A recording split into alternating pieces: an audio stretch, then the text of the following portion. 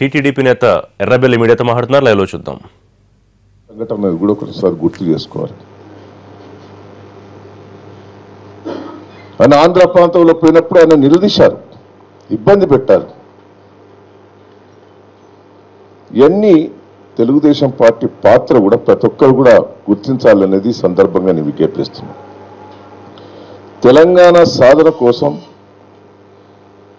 కేసీఆర్ తోటి కూడా మేము పనిచేశాం.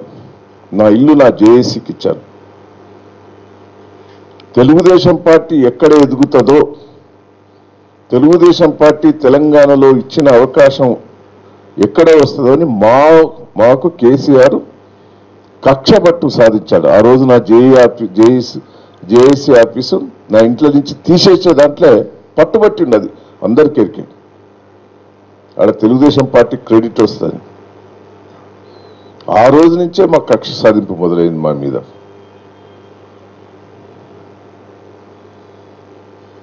ఈరోజు తెలుగుదేశం పార్టీ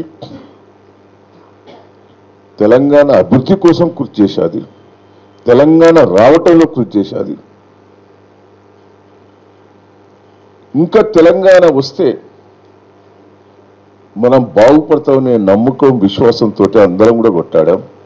కానీ తెలంగాణ ప్రజలు కేసీఆర్ గారి చేతిలో పెడితే ఈ 1 year పరిపాలన లోపల ఏం జరిగిందనేది తెలంగాణ ప్రజలందరూ కూడా ఆలోచించుకోవాలి. నేను ఒకటే అడగదలుచుకున్నాను. తెలంగాణలో